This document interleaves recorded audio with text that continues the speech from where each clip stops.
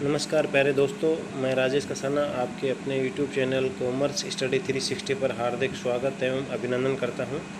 मैं आपके लिए आज कुछ और नए क्वेश्चंस को लेकर आया हूं, जिसमें जनरल एवं सहायक बही से संबंधित जो मूल बेसिक फंडामेंटल से संबंधित कुछ क्वेश्चन हैं। ये वो क्वेश्चन हैं जो आपको बेसिक जो जनरल एवं सहायक बहियों में एंट्री चलती है उनसे संबंधित कुछ कंफ्यूज करने वाले क्वेश्चनों का समावेश करके मैं ये वीडियो लेके आया हूँ, ताकि आपके कन्फ्यूजन परीक्षा से पहले ही दूर हो जाएं और आप परीक्षा में बेहतर परिणाम के साथ सफल हों। तो चलिए दोस्तों, आपका ज़्यादा समय ख़राब किए बिना अपन क्वेश्चनों को सोलो करते हैं। पूर्वदत्त किराया खाता है, इसकी प्रकृति अपने को बतानी है। पूर्वदत्त किराया खाता की प्रकृति: व्यक्तिगत खाता, वस्तुगत खाता, नाममात्र खाता, इनमें से कोई नहीं। तो चलिए बताइए दोस्तों। इसका मैंने आपको पहले बताया था पिछले वीडियो में कि खातों की प्रकृति दो प्रकार की होती है, एक तो व्यक्तिगत खाता, दूसरा अव्यक्तिगत खाते। व्यक्तिगत खाते भी तीन प्रकार के होते हैं, जैसे प्राकृतिक व्यक्तिगत खाते और कृत्रिम व्यक्तिगत खाते और प्रतिनिधित्व व्यक्तिगत खाते। तो पूर्वदत्त किराया खाता कौन सी श्रेणी में आता है दोस्तों? पूर्वदत्त किराया खाता आता है व्यक्तिगत खाते, क्योंकि व्यक्तिगत खातों का इसमें डिवाइडेशन नहीं कर रखा है। तो मूल रूप से पूर्वदत्त किराया खाता व्यक्तिगत खाते की जो प्रतिनिधित्व व्यक्तिगत खाता की श्रेणी में आता है, जैसे अद्यत किराया खाता, पूर्वदत्त किराया खाता, ये सब प्रतिनिधित्व व्यक्तिगत खातों की श्रेणी में आते हैं। तो इसका राइट आंसर रहेगा व्यक्तिगत खाता। चलिए दोस्तों, नेक्स्ट क्वेश्चन की ओर अपन आगे बढ़ते हैं। जब स्थायी संपत्तियां बेची जाती हैं तो क्या इफेक्ट पड़ेगा अपनी बैलेंस शीट पर? क्योंकि स्थायी संपत्तियों का लेखा बैलेंस शीट में होता है, तो अपने को इफेक्ट बताना है कि कौन सा इफेक्ट पड़ेगा। कुल संपत्तियों में बढ़ोतरी होती है, कुल संपत्तियों में कमी होती है, कुल दायित्वों में कमी होती है, कुल संपत्तियों में कोई परिवर्तन नहीं होता है। बताइए दोस्तों। जब स्थायी संपत्तियां बेची जाती हैं, जैसे उदाहरण के तौर पर अपन मशीनरी ले सकते हैं, तो अपन मशीनरी बेचेंगे तो अपने पास कैश आएगा, तो कैश अकाउंट DR2 मशीनरी। क्योंकि मशीनरी अपने से व्यापार से बाहर जा रही है, तो आने वाली वस्तु कौन सी है? रोकड़। तो रोकड़ को अपन डेबिट करेंगे कैश अकाउंट DR2 मशीनरी।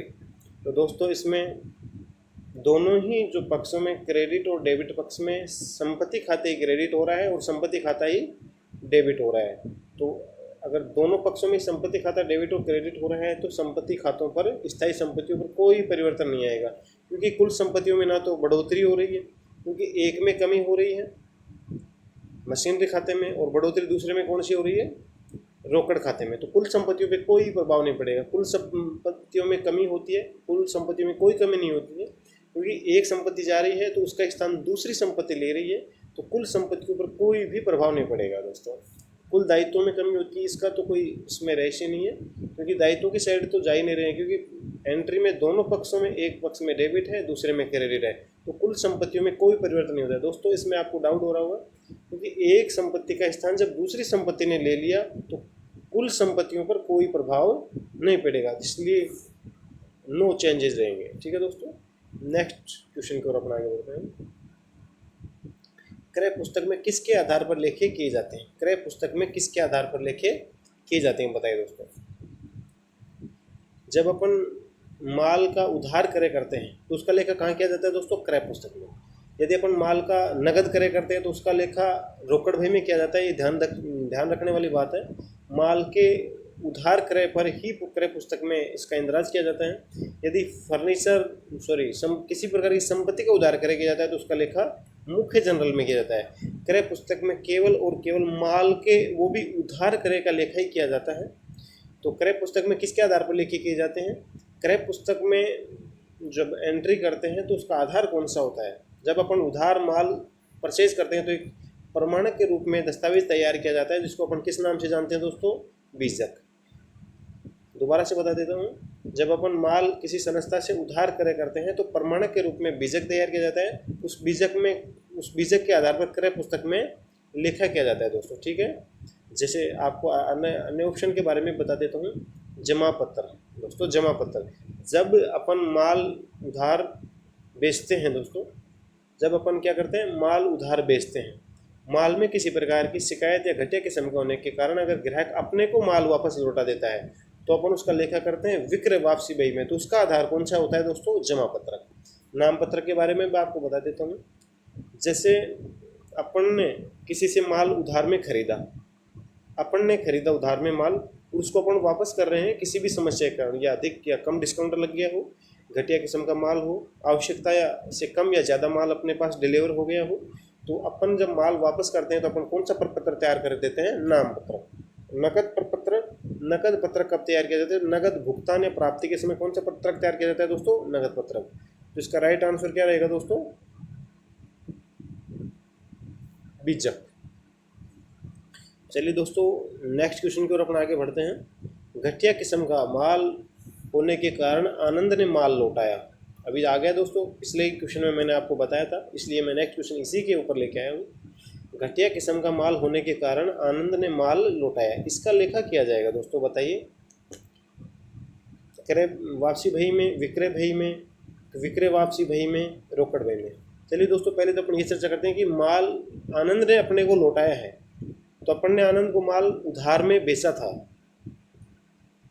अपन ने आनंद को माल उधार में बेचा था, तो अपना कौन सा माल आया है? विक्रय किया गया माल वापस आया है। तो इसका लेखा अपने को विक्रय वापसी बही में करना है दोस्तों। कौन सी बही में करना है दोस्तों? विक्रय वापसी बही में। अगर अपन ने माल क्रय किया हो और फिर अपन वापस कर रहे हैं तो उसका लेखा क्रय वापसी बही में होता है। लेकिन अपन ने माल बेचा था, विक्रय किया था, उसको घटिया किस्म का होने के कारण आनंद ने अपने को माल लौटाया है, तो इसका लेखा विक्रय वापसी बही में किया जाएगा दोस्तों। इसका राइट आंसर रहेगा विक्रय वापसी बही में। मैंने पिछले क्वेश्चन में आपको बताया था, जब कोई व्यक्ति या फर्म अपने को माल में किसी प्रकार की शिकायत होने के कारण वापस लौटाती है तो उसका आप लेखा अपन विक्रय वापसी बही में करेंगे। और विक्रय वापसी बही में लेखा करते समय अपन एक नोट तैयार करते हैं, उस नोट को क्रेडिट नोट के नाम से जाना जाता है, या जमा पत्र जिसे अपन बोलते हैं दोस्तों। अगर हमारे क्वेश्चन आपको पसंद आ रहे हैं, हमारा कंटेंट आपको कैसा लग रहा है, मेरा उद्देश्य आप अपने थ्योरेटिकल बेसिस पे आप अपनी अच्छी तैयारी कर रहे हैं, तो मेरा उद्देश्य ये है कि मैं अच्छे क्वेश्चन लेके आऊँ जिससे आपकी तैयारी आप खुद परख सकें कि भाई मैं किस स्तर पे तैयारी कर रहा हूँ। और ये सारे मैं जो भी क्वेश्चन बना रहा हूँ ये एग्ज़ाम ओरिएंटेड क्वेश्चन है। मैं ये आपसे दावा करता हूँ कि इन क्वेश्चनों के से मिलते जुलते आपको बहुत क्वेश्चन देखने को मिलेंगे, सिर्फ लैंग्वेज का अंतर आएगा। मैं इन क्वेश्चनों के प्रत्येक ऑप्शन के बारे में आपको पूरी डिटेल से बता रहा हूँ और आप अच्छे से समझिएगा। अगर किसी भी प्रकार का आपको डाउट है तो आप कमेंट बॉक्स में कमेंट करिएगा, उसकी आपकी रिप्लाई अगले वीडियो में बिल्कुल पूरे स्पष्टीकरण के साथ दी जाएगी।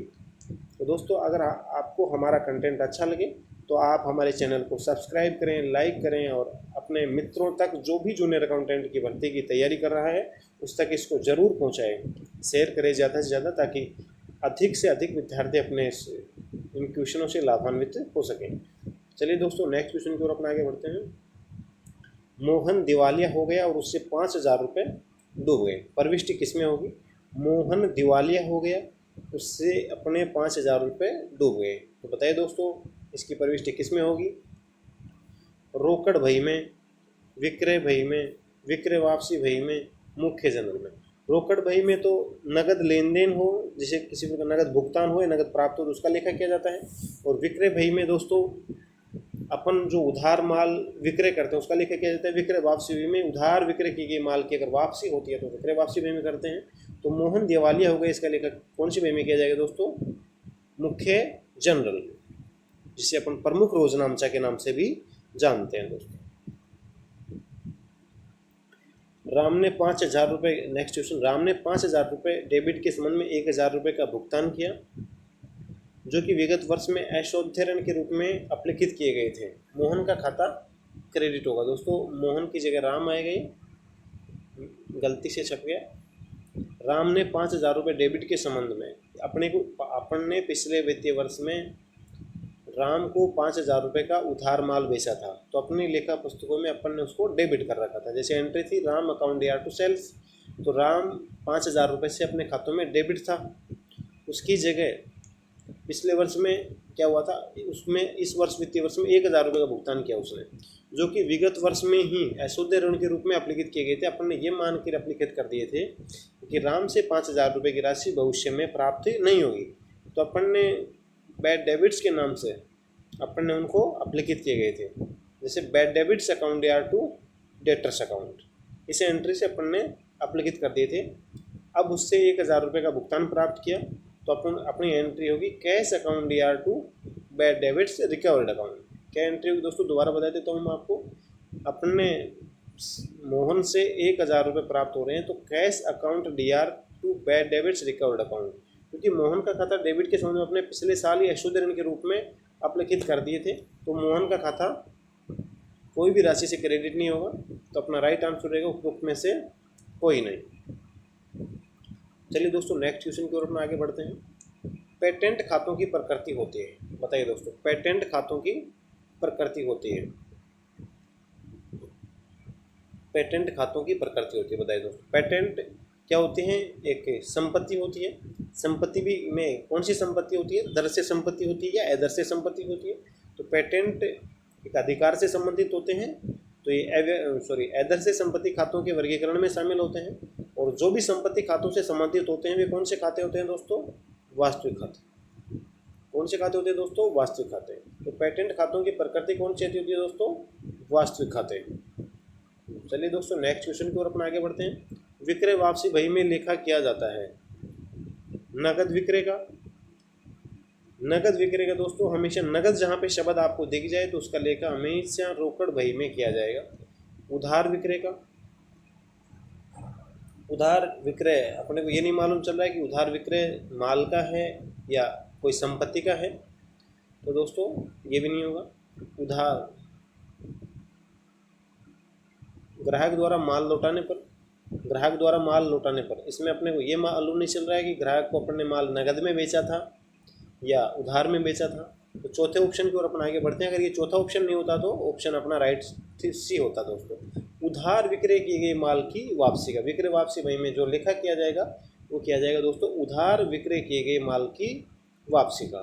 तो अपना राइट आंसर होगा दोस्तों द। अगर द ऑप्शन नहीं होता तो ग्राहक द्वारा माल लौटाने पर ये राइट आंसर होता। लेकिन ज़्यादा सही कौन सा है दोस्तों, यही मेन चीज़ होती है। अपने को ऑप्शन 4 ऑप्शन मिलेंगे, उनमें से बेहतर विकल्प कौन सा है। जैसे 2 ऑप्शन तो अपने शुरू में काट दिए, ऑप्शन ए और ऑप्शन बी, लेकिन से और द में अपने को कन्फ्यूजन, लेकिन इनमें से अपने को छांटना है कि बेहतर ऑप्शन इनमें से कौन सा है। तो उधार विक्रय की गई माल की वापसी का लेखा विक्रय वापसी बही में किया जाएगा दोस्तों। चलिए दोस्तों नेक्स्ट क्वेश्चन की ओर अपना आगे बढ़ते हैं।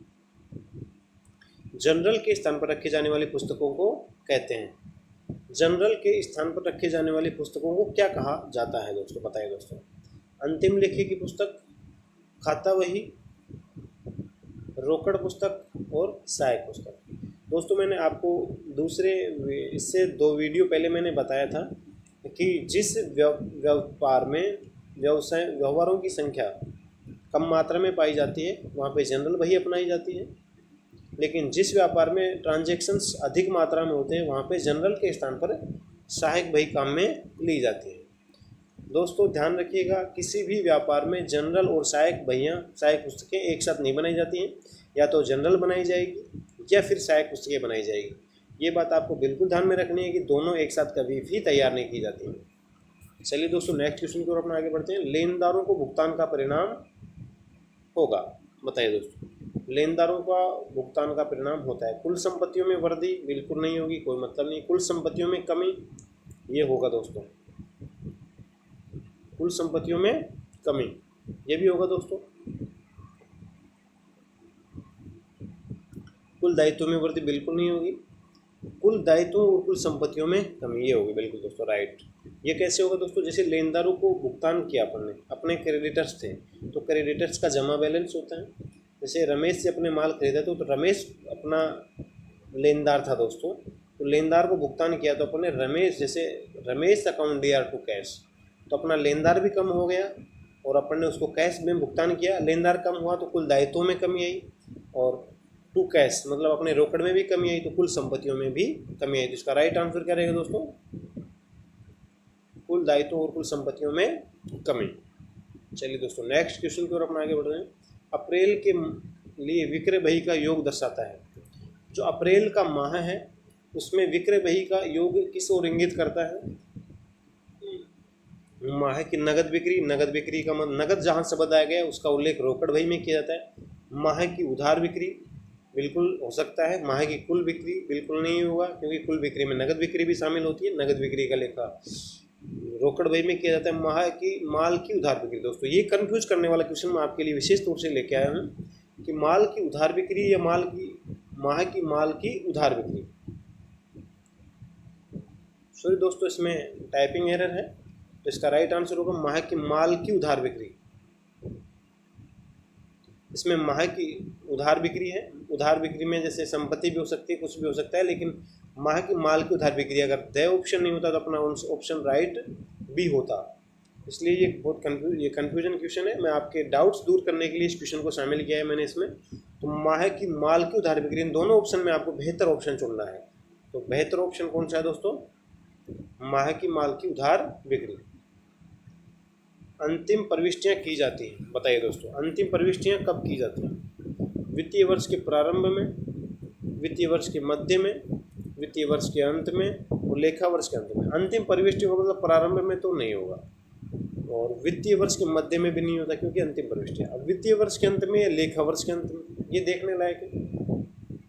तो अपने को वित्तीय वर्ष का अंत जैसे 1 अप्रैल से 31 मार्च होता है, लेकिन लेखा वर्ष के अंत में सामान्यतः कंपनियां 1 अप्रैल से 31 मार्च तक ही लेखा वर्ष अपनाती हैं, लेकिन कुछ कंपनियां अपनी सुविधा के हिसाब से 1 जनवरी से 31 दिसंबर तक भी अपना लेखा वर्ष रख सकती हैं।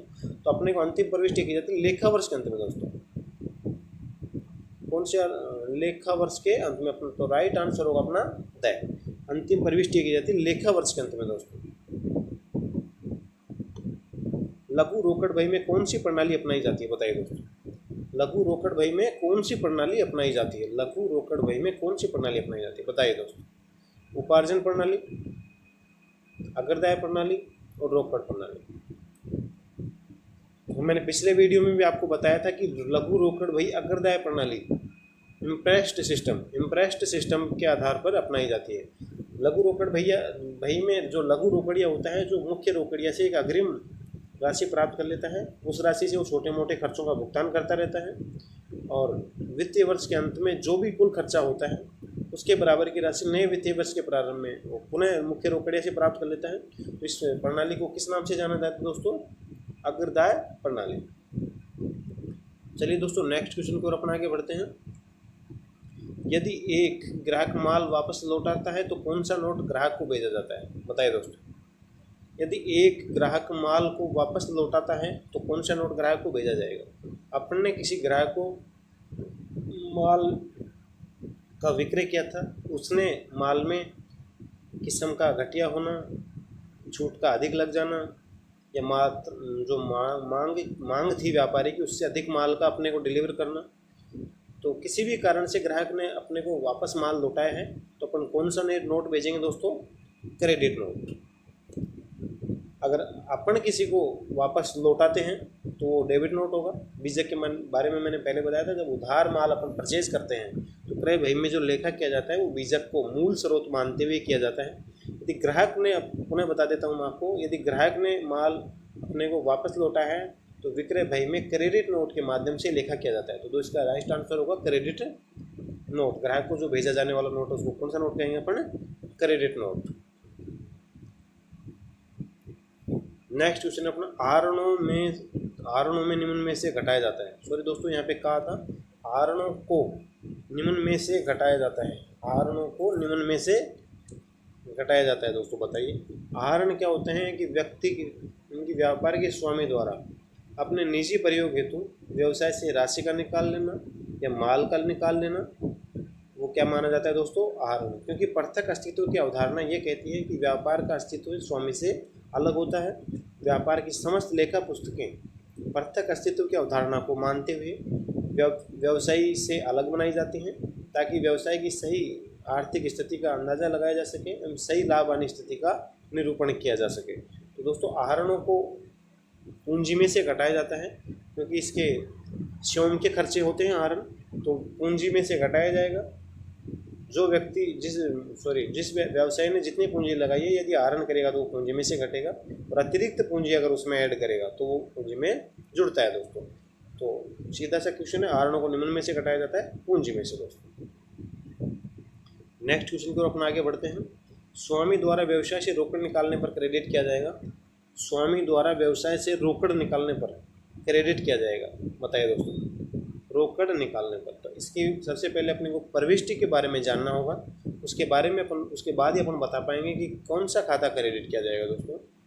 तो इसकी एंट्री होगी, रोकड़ अगर निकाली है तो सबसे पहले तो ड्राइंग्स होगा डेबिट। अगर माल को भी निकालता है तो ड्राइंग्स तो करना ही करना है डेबिट दोस्तों। ड्राइंग्स अकाउंट DR2, अगर रोकड़ निकाला है तो कैश, अगर माल निकाला है तो परचेज। तो इसकी एंट्री रोकड़ निकाली उसने दोस्तों, दोबारा बता देता हूँ। ड्राइंग्स अकाउंट DR यहाँ तक सही है। आगे अगर माल निकालना है तो ड्राइंग्स अकाउंट DR2 परचेज, यदि रोकड़ उसने आरित करी है तो ड्राइंग्स अकाउंट DR2 कैश। तो इसमें क्या पूछ रहा है, रोकड़ निकालने पर कौन सा खाता क्रेडिट किया जाएगा, रोकड़ खाता, और आहरण खाता डेबिट किया जाएगा। पूंजी खाते को बाद में इसमें डेबिट किया जाता है। तो रोकड़ निकालने पर अपने को रोकड़ खाता क्रेडिट किया जाएगा दोस्तों। तो चलिए दोस्तों नेक्स्ट क्वेश्चन की ओर अपना आगे बढ़ते हैं। क्रय खाते का अधिशेष स्थानांतरित किया जाता है दोस्तों, बताइए। क्रय खाते का अधिशेष स्थानांतरित किया जाता है दोस्तों, बताइए। इसका राइट आंसर होगा दोस्तों व्यापार खाते। चलिए दोस्तों नेक्स्ट क्वेश्चन की ओर हम आगे बढ़ते हैं। 4,000 रुपये का माल आग से नष्ट हो गया, इसमें किस खाते को जमा किया जाएगा, बताइए दोस्तों। 4,000 रुपये का माल आग से नष्ट हो गया, इसमें से किस खाते को जमा किया जाएगा। इसकी सबसे पहले अपने को इसकी प्रविष्टि जाननी होगी कि इसकी क्या प्रविष्टि होगी आग से जलने के पर, कि loss by fire, loss by fire account DR2 purchase account. क्योंकि अपने को कॉस्ट ऑफ गुड्स सोल्ड निकालने के लिए, शुद्ध जो माल व्यापार में प्रयुक्त किया गया है उसकी लागत निकालने के लिए अपने को क्रय में से माल दान में दिया गया, माल आग से जल गया, माल का आहरण किया गया, तो उसको सब में से किस में से कटाया जाएगा, क्रय खाते में से। चूँकि क्रय खाते का बैलेंस डेबिट होता है, तो माल आग से 4,000 रुपये का नष्ट हो गया है, तो इसको अपने कम करने के लिए loss by fire account DR2 purchase account. अगर व्यापारी ने जैसे माल का आहरण किया है तो उसके लिए एंट्री होगी दोस्तों drawings account DR2 purchase account. तो ये इनका लेखा मुख्य जनरल में किया जाता है दोस्तों। 4,000 रुपये का माल आग से नष्ट होगा, जिसका किस खाते में जाएगा। फिर मैं पुनः आपको एंट्री बता देता हूँ कि loss by fire account DR2 purchase account. तो क्रय अकाउंट, इसमें क्रय खाता जमा किया जाएगा दोस्तों। अगर अपन दान में दे रहे हैं तो charity account DR2 purchase account. ठीक है दोस्तों, या फ्री सैंपल के रूप में बांट रहे हैं तो भी अपने को कौन सा खाता जमा किया जाएगा दोस्तों, क्रय खाता। चलिए दोस्तों नेक्स्ट क्वेश्चन की ओर अपन आगे बढ़ते हैं। उधार के आधार पर क्रय की गई स्थायी संपत्ति का लेखा कहाँ किया जाएगा दोस्तों, बताइए। अपन ने कोई भी संपत्ति किसी भी कंपनी से उधार के बेसिस के आधार पर खरीदी है, किसका भुगतान हम भविष्य में करेंगे, तो उसका लेखा किस में किया। यदि संपत्ति का नगद में क्रय करते तो रोकड़ बही आती है, लेकिन उधार के आधार पर क्रय की स्थायी संपत्ति का लेखा मुख्य जनरल में किया जाएगा दोस्तों। किस में किया जाएगा दोस्तों, मुख्य जनरल में। चलिए दोस्तों नेक्स्ट क्वेश्चन की ओर अपन आगे बढ़ते हैं। फर्नीचर मार्ट जयपुर से फर्नीचर खरीदा, बताइए दोस्तों इसका लेखा किस में किया जाएगा। फर्नीचर मार्ट जयपुर से फर्नीचर खरीदा, तो अपने को इसमें नगद का या उधार का उल्लेख नहीं किया गया है। यदि नगद का इसमें नाम नहीं दे रखा है तो अपन ये मानेंगे कि जो फर्नीचर अपन ने खरीदा है व्यवसाय के लिए वो अपन ने उधार खरीदा है दोस्तों। या तो उसमें अगर नगद का नाम दे रखा है तो अपन मानेंगे कि नगद खरीदा है, तो उसका लेखा रोकड़ बही में करते, लेकिन इसमें नगद का उल्लेख नहीं दे रखा है। फर्नीचर मार्ट जयपुर से फर्नीचर खरीदा, तो अपन ये मानेंगे कि फर्नीचर मार्ट जयपुर से अपन ने उधार फर्नीचर खरीदा है, तो इसका लेखा दोस्तों मुख्य जनरल में किया जाएगा। ये दोस्तों ये क्वेश्चन आपको एग्जाम में बहुत कंफ्यूज करने वाले क्वेश्चन है, तो इनको आपको अत्यंत ध्यान में रखते हुए इनको सोल्व करना है आगे। तो चलिए दोस्तों नेक्स्ट क्वेश्चन की ओर अपन आगे बढ़ते हैं। व्यापारी द्वारा स्वयं की जीवन बीमा पॉलिसी का 3,000 रुपये प्रीमियम चुकाया, उपरोक्त व्यवहार में किस खाते को जमा किया जाएगा। व्यापारी द्वारा स्वयं की जीवन बीमा पॉलिसी का 3,000 रुपये प्रीमियम चुकाया, उपरोक्त व्यवहार में किस खाते को जमा किया जाएगा, बताइए दोस्तों। व्यापारी द्वारा स्वयं की जीवन बीमा पॉलिसी का मतलब है उसने कहीं ना कहीं आहरण किया है दोस्तों, चुकाया, प्रीमियम चुकाया। तो अपने को किसी भी आहरण किया तो ड्राइंग्स अकाउंट DR2 कैश। तो अपने को कौन सा खाता जमा करना है, ड्राइंग्स किया है तो रोकड़ खाते को अपने जमा करेंगे, क्योंकि एंट्री है कि drawings account DR2 cash account, तो रोकड़ खाते को जमा करेंगे अपन दोस्तों। चलिए दोस्तों नेक्स्ट क्वेश्चन की ओर अपन आगे बढ़ते हैं। किस प्रकार के खातों के शेष हेतु प्रारंभिक प्रविष्टियाँ की जाती हैं दोस्तों, बताइए। किस प्रकार के खातों के शेष हेतु प्रारंभिक प्रविष्टियाँ की जाती हैं।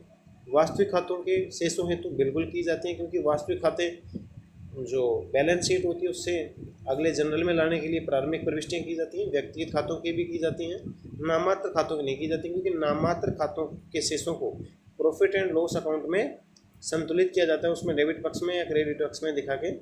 और वास्तविक खाते और व्यक्तिगत खातों के शेषों हेतु प्रारंभिक प्रविष्टियाँ की जाती है। तो उपरोक्त दोनों ध्यान रखना है दोस्तों, किस प्रकार के खातों हेतु शेष प्रारंभिक प्रविष्टियाँ की जाती हैं, वास्तविक खाते और व्यक्तिगत खाते। चलिए दोस्तों अपना नेक्स्ट और अंतिम क्वेश्चन है, अशोध्य ऋण के रूप में अपलिखित ऋण यदि आगे वसूल हो जाते हैं, अशोध्य ऋण के रूप में अपलिखित ऋण यदि आगे वसूल हो जाते हैं तो अशुद्ध ऋण वसूल खाते में क्रेडिट किए जाते हैं, देनदार खाते में क्रेडिट किए जाते हैं और लाभ हानि खाते में डेबिट किए जाते हैं दोस्तों।